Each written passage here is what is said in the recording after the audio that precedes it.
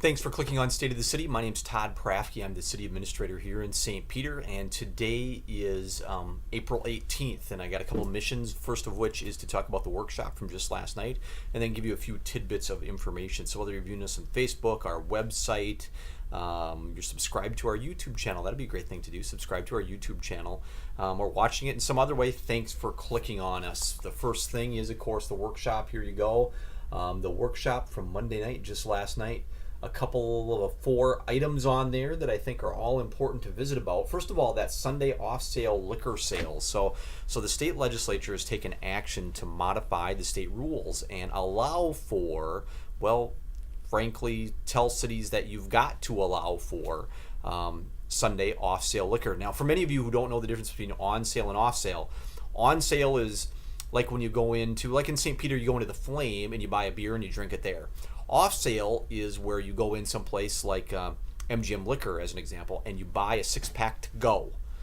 So off sale means is that you're not consuming it where you buy it, you're taking it someplace else, taking it home or wherever. So that's off sale. And so the council talked last night, got an update about what the state statute now says, and talked with the city attorney just a little bit about how the ordinance needs to be modified. And there are certain requirements that they have to follow to make that happen. So the state rule, the state statute change takes effect on July 1st.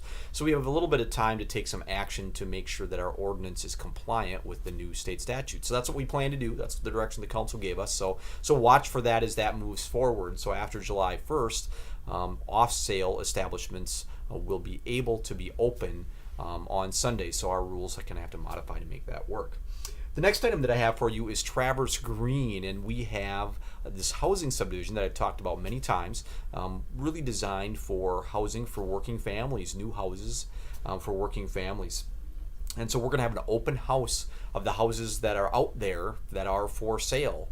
Once those sell, we'll build some more, and people can certainly buy a lot and build their own, buy a parcel of land and build their own, but we'll have some open houses on the houses that have not sold out there quite yet.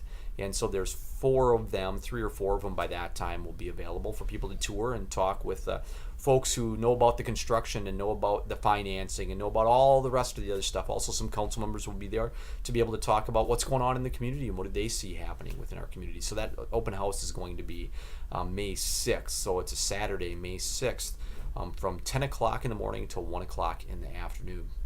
We also talked about as I said here, RP1 zoning. And so I wish I had a great map of this. I didn't print one off for this, but RP1 zoning is something that's kind of unique for St. Peter. And so here's kind of the deal. We have a rezoning request that is recommended by planning and zoning to go to the council and for approval. And so some of you might know where Mary's Flowers is, or where Kind Veterinary used to be before it was Mary's Flowers, kind of down there by Arby's, just north of Arby's a little bit. And so the house just north of that brown house where Mary's Flowers used to be has requested a rezoning to zone it commercial, just like the Mary's Flower building is. And so that area to be rezoned, it had a starting zone, and the starting zone for it was RP1, so Residential Professional 1.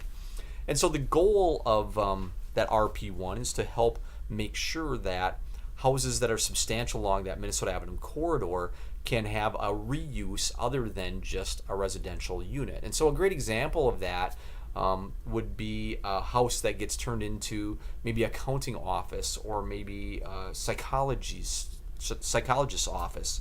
There are lots of other great examples that are in the ordinance, but it's really to help protect those homes. And so the question gets to be is that, man, are we doing enough to protect those areas, or are we allowing commercial encroachment too much? And so the council had a great discussion about that and what the purpose of the RP1 zone. From a staff perspective, we believe that the zoning is appropriate because, well, even in that little area there, I can point to 3 other blocks that are very, very similar to this block that have an east-west alley, and where there's kind of a geographic and a physical barrier between what would be commercial and what would be RP1 or Residential Professional R1. So anyway, if you want to know more about that, let me know. I'm happy to talk more about it. There's some great information included in the packet from the workshop just last night, and there'll be some additional information that will be in the packet for Monday night when the council's going to look at the recommendation from planning and zoning. So watch for that. Also, we went on a tour of the community center, and we go on tours every once in a while in the community center, every couple of years. Part of the reason for the tour was to give the council a little bit additional insight as they look forward to, they've authorized bids, but as they look forward to new carpeting and some new tiling within the senior center and in the hallways. So over the summer months, you're going to see some major work done by one of our local companies, that was Low Bitter Burgers Interior, in putting new carpet in the hallways there and some of the rooms, including the senior center, including the St. Peter room, and there are a couple others, the governor's room, that will get new carpeting. That carpeting has been in there since the building was brand new, so that's 15, 16 years, and for a public use building that gets used pretty hard, it's held up really well, and that's a credit to Jane and Wayne and the staff and how they keep things clean and shampooing those rugs on a regular basis and doing all that kind of stuff. So they wanted to see a little bit of that. So that was kind of the tour, among other things. So let me get to some tidbits. First of all, the week of April 17th through the 21st is Severe Weather Awareness Week. So that just started, Severe Weather Awareness Week. And so there's going to be 2 statewide tornado drills on Thursday, so on the 20th of April. So one is going to be at 1:45 in the afternoon, and so our sirens will sound, and so the idea is to make people aware of severe weather. And if you have a plan, a safety plan, where to go in the basement, etc., that's a great time to exercise that plan to really put it to a test. And then there'll be another one at 6:55 that night. So again, April 20th, Thursday, April 20th, at 1:45 and 6:55, there'll be tests of the sirens, and a great opportunity for you to exercise your emergency plan in case that there's a tornado warning. Some other good stuff to mention is that on this Friday, parks will officially open. And I know you see people in the parks all the time, but for us, what that means is that the restrooms will be open and available. Certainly they close down at about 10 o'clock at night and open again early in the morning, but the restrooms will be available to folks, and we really consider that the full swing of parks being open and ready for your use. And boy, with the rain we've had recently, the grass is greening up really quickly. I also want to mention recycling and composting and food composting. So recycling is well, as I mentioned before, our use of recycling, the amount of weight we put into recycling, has continued to go down, while at the same time our use of garbage, the amount of weight we put into our garbage curbies, has gone up. And so we got to do something about that. And so there's been a lot of work done and some research done, and I have an intern, Izzy from Gustavus, that's done a fantastic job of researching some of these things. So I wanted to make you aware that over the next few months, the council is going to be getting some additional information, and we're likely to experiment on a couple of different things. One of which is maybe moving recycling in a certain area of town to test whether this weight issue changes. So we might do a test about that, and the test might be in the form of doing every week recycling for a little bit. We can weigh things and get an idea as to whether it's worth the additional money to have recycling picked up every week. The other things that we'll be talking about are additional things to do at our compost facility down there at the corner of St. Julian and Swift Street. So is there kind of a pick and take thing that goes on with blocks or other things that maybe people are putting into the garbage because they don't know what to do with?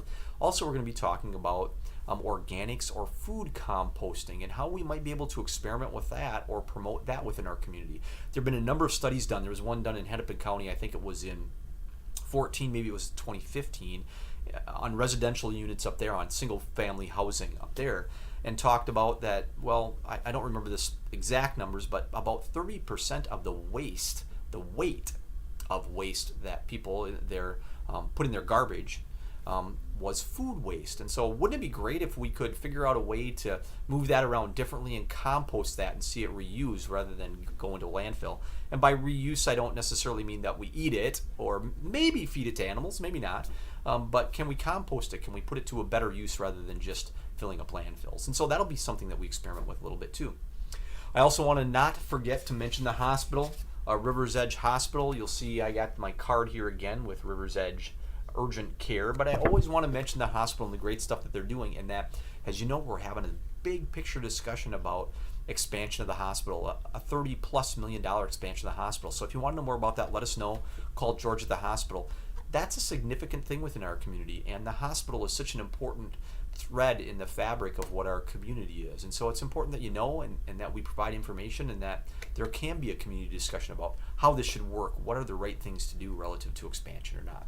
So anyway, watch for some more discussion about that. I got to mention quickly seal coating. This summer, these red areas, the red lines there on the map, you'll see Hallett's Pond kind of right in the middle here. As you know, that's really near where the McDonald's is. And CarQuest and Holiday. So these red areas signify where seal coating is going to happen. That won't happen until August, but I want to make sure to push that out there.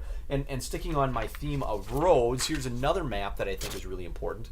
Some of you may have seen this already on May 1st. The county is going to start reconstruction of County Road 5, or what some of us know as the Fort Road, or some of us know as Broadway Avenue. And so all the way from Sunrise Drive, so right there on the corner by that baseball field and by the Catholic Church Cemetery, all the way out to the new high school site, that's going to be under construction starting on May 1st. So watch for that. You're going to have to detour around that and find other ways. And there's some other ways to get to the church and to some of the places you need to go. But I also want to mention this road right here. This is what we have commonly called Gardner Road. And so this, along with this corner, is going to get, it's right here. This, along with this corner, is going to get some new work. Gardner Road is right here. This is the Pine Point area. School Board Association is right in there. So right here is Gardner Road. We got great bids on the work to hard surface Gardner Road and putting the trail and sidewalks associated with that. We had estimated over $600,000, and the bids came in at under $500,000. So that's been a fantastic cooperative effort with Oshawa Township. We worked together to get some grant funds, about $250,000 in grant funds, and the rest will be funded by MSA dollars, so state aid that we receive specifically for certain streets. So again, we're really excited about that, but that will cause some detours. The work on Gardner Road here is going to start in that same time frame right there at the first part of May, maybe to the middle of May. I'm running out of time. This has been a long one, so I got to get to the point. Here's how you can email me. There's our website. We'd love it if you like us on Facebook. Give me a call. I'm happy to visit. I'm so happy that you clicked on State of the City this time. Thanks a lot. Hope to see you again in a week or so.